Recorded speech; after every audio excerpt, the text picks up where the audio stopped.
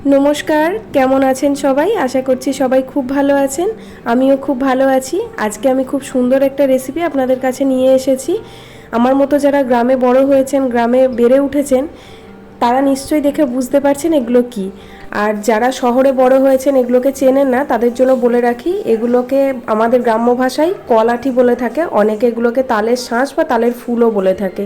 কিছুই না, বাজার থেকে যে পাকা তালটা আপনারা এনে বাড়িতে ফুলুরি করার জন্য যে শাঁসটা বার করে নেন তারপরে যে আঁঠিটা থাকে তালে সেটাকে তো ফেলে দেন, সেটাকে যদি মাটির মধ্যে ফেলে দেন তাহলে 3-4 মাস পরে দেখবেন এই রকম মাটির মধ্যে একটা শিকড় মতো বেরোয়, তারপরে সেটা থেকে গাছ হয়ে যায়। তো গাছ হওয়ার আগেই যখন এই শিকড়টা বেরোয় তখন যদি তুলে নেওয়া যায় ভেতরে এরকম নারকেল যেমন অনেক দিনের পুরনো হয়ে গেলে ভেতরে ফুল থাকে, এর ভিতরেও এরকম ফুল হয়ে যায় যে ফুলটা খুব সুস্বাদু খেতে খাওয়া যায়। তো মা সবগুলো তুলে নিয়ে এসে ভালো করে জলে ধুয়ে নিয়েছে কারণ অনেক মাটি টাটি লেগেছিল। তারপরে একটা দায়ের সাহায্যে বা কাটারির সাহায্যে এগুলোকে কেটে নিয়েছে। এগুলো কিন্তু কাঠের মতো খুব শক্ত হয় বাইরের অংশটা, সেই কারণে যখন কাটবেন খুব সাবধানে কাটবেন, ভীষণ শক্ত হয় এগুলো।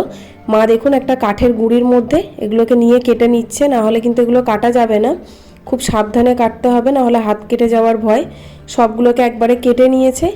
এবার দেখতেই পাচ্ছেন ভেতরে ফুলগুলো পুরো ভর্তি করে আছে। খুব বেশি দিন হয়ে গেলেই ফুলগুলো কিন্তু নষ্ট হয়ে যায়, তখন আর খাওয়া যায় না।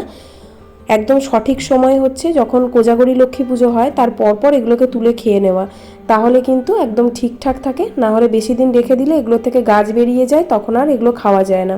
তো একটা চামচের সাহায্যে দেখুন সব ফুলগুলো বার করে নিয়েছি, তারপরে ধুয়ে নিয়েছে। এদিকে আমার ছেলে কাঁচা ফুলগুলো খাচ্ছে, এগুলো খেতে যেমন মিষ্টি তেমন সুস্বাদু।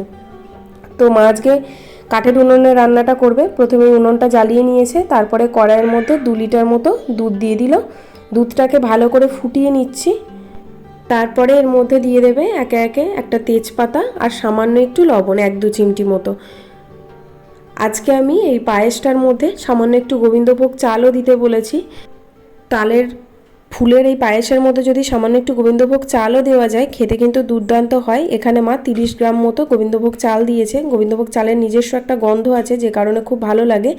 অনেকে এই পায়েসটা শুধু তালের ফুল দিয়েও বানিয়ে থাকেন, কিন্তু আমার কাছে চাল আর এই ফুলটা দিয়ে যদি পায়েসটা বানানো হয় সেটা বেশি ভালো খেতে লাগে। তো চালটা দেওয়ার পরে মিনিট 5-7 মতো ফুটে যাওয়ার পরে তালের ফুলগুলোকে দিয়ে দেওয়া হয়েছে। ফুলগুলোকে আমি দেওয়ার আগে একটু কেটে নিয়েছিলাম, না হলে অনেক বড় বড় লাগছিল, তো একটু কুচো কুচো করে নিয়েছি। এগুলো কিন্তু পুরোপুরি গলবে না, কিন্তু দুধটা যখন এর ভেতরে পুরোপুরি ঢুকে যাবে খুব জুসি খেতে লাগে, ভীষণ ভালো লাগে। তো এগুলো দিয়ে আবারও মিনিট 10-15 মতো একইভাবে আবার রান্না করে নেব। দেখতেই পাচ্ছেন কত সুন্দর দেখতে লাগছে। আপনারা যদি হাতের কাছে তালের এই ফুলটা পান তাহলে অবশ্যই একবার এইভাবে পায়েসটা বানিয়ে দেখবেন, আশা করছি ভালো লাগবে।